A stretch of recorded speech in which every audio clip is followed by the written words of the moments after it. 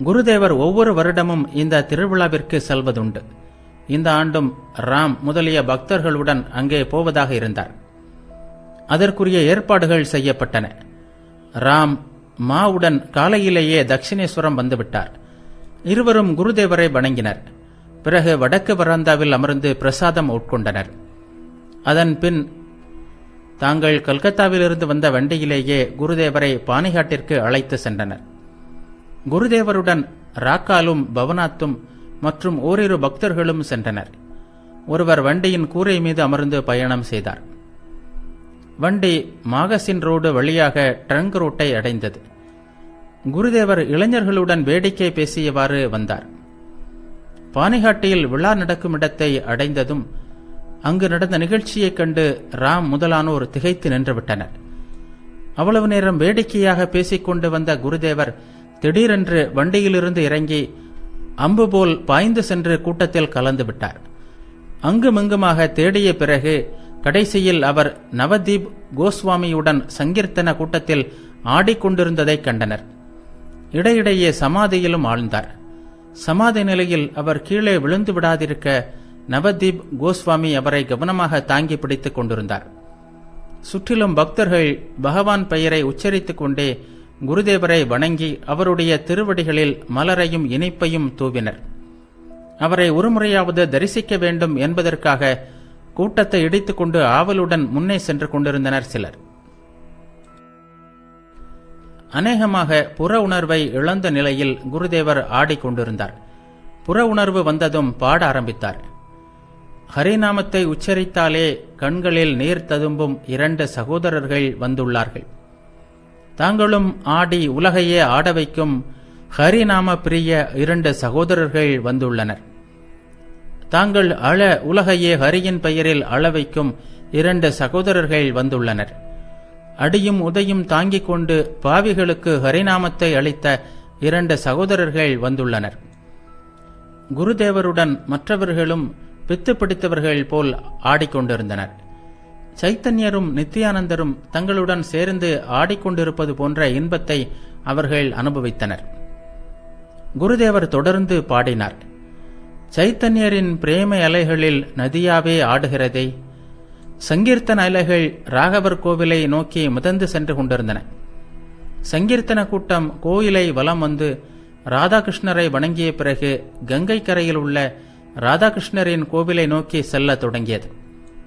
அந்த கோவில் சிறியதாகையால் சிலர் மட்டும்தான் உள்ளே போக முடிந்தது.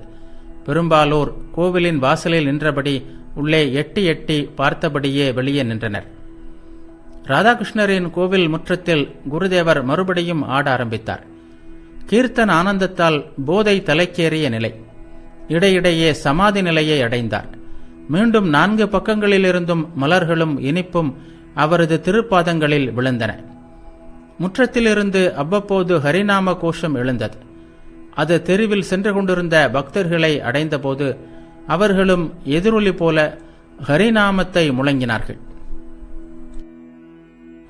அருகே கங்கையில் படகில் சென்று கொண்டிருந்த மக்களும் இதை கேட்டு உணர்ச்சி வசப்பட்டவர்களாய் ஹரிபோல் ஹரிபோல் என்று கூவத் தொடங்கினர். எங்கும் ஹரிநாம வெள்ளம் பெருக்கெடுத்து ஓடலாயிற்று. அந்த விழாவிற்கு வந்திருந்த ஆயிரக்கணக்கான மக்களில் சிலர் இந்த மகானிடம் நிச்சயமாக சைத்தன்யரின் ஆவேசம் வந்துள்ளது என்று நினைத்தனர். சிலரோ இவரே சைத்தன்யர் என்று எண்ணினர். அந்த சிறிய முற்றத்திலிருந்து குருதேவரை பக்தர்கள் மிக எச்சரிக்கையாக அழைத்து வந்தனர். பிறகு அவர் பக்தர்களுடன் மணிசேனின் வீட்டு வரவேற்பு அறையில் வந்து அமர்ந்தார். மணிசேன் குடும்பத்தினரே தற்போது ஆண்டுதோறும் அந்த விழாவிற்கு ஏற்பாடு செய்கின்றனர். விழாவிற்கு குருதேவரையும் அழைப்பார்கள். சிறிது நேர ஓய்விற்கு பிறகு மணிசேனும் அவருடைய குருவான நவதீப் கோஸ்வாமியும் குருதேவரை அறைக்குள் அழைத்து சென்று உணவளித்தனர். பின்னர் ராம், ராக்கால், மா முதலிய பக்தர்களுக்கு மற்றொரு அறையில் உணவு வழங்கப்பட்டது. பக்தவச்சலனாகிய குருதேவர் அங்கே வந்து தாமே பிரசாதம் வழங்கி பக்தர்களை உண்ணச் செய்தார். மாலை வேளை ராக்கால், ராம் முதலிய அன்பர்களுடன் மணிசேனின் வீட்டு விருந்தினர் அறையில் உட்கார்ந்திருந்தார் குருதேவர்.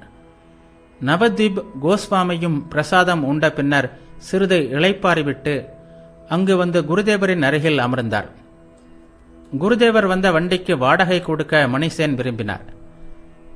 குருதேவர் ராம் முதலியோரை சுட்டிக்காட்டி, வாடகையை உங்களிடமிருந்து ஏன் இவர்கள் பெற வேண்டும்? அவர்களும் பணம் சம்பாதிப்பவர்கள்தானே என்று கூறினார். பிறகு நவதீப் கோஸ்வாமியுடன் பேசத் தொடங்கினார்.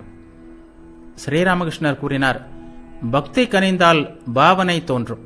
அதை அடுத்து மகாபாவனை, பிறகு பிரேமை, பிறகு இறை அனுபூதி. சைத்தன்யருக்கு மகாபாவனையும் பிரேமையும் ஏற்பட்டிருந்தது. இந்த பிரேமை ஏற்பட்டால் உலகத்தை மறந்து விடுவது இயற்கையே. நாம் மிகவும் நேசிப்பதான சொந்த உடம்பும் கூட மறந்து போகும். சைத்தன்யருக்கு இந்த பிரேமை ஏற்பட்டிருந்தது. கடலை பார்த்து யமுனை என்று நினைத்து கொண்டு அதில் குதித்து விட்டார் அவர். சாதாரண மனிதர்களுக்கு மகாபாவனை பிரேமை ஏற்படுவதில்லை.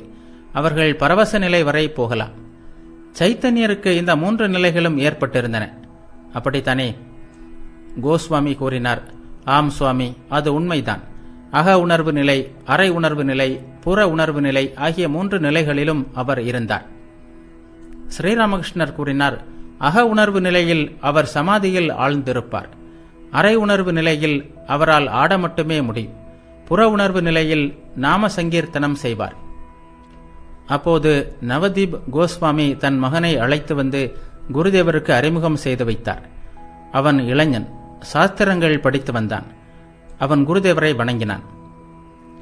கோஸ்வாமி கூறினார், வீட்டிலேயே சாஸ்திரங்கள் படித்து வருகிறான். இங்கே வேதங்கள் கிடைப்பதே அரிது. மேக்ஸ் முல்லர் மொழிபெயர்த்து வெளியிட்டதால் மக்கள் படிக்கின்றனர்.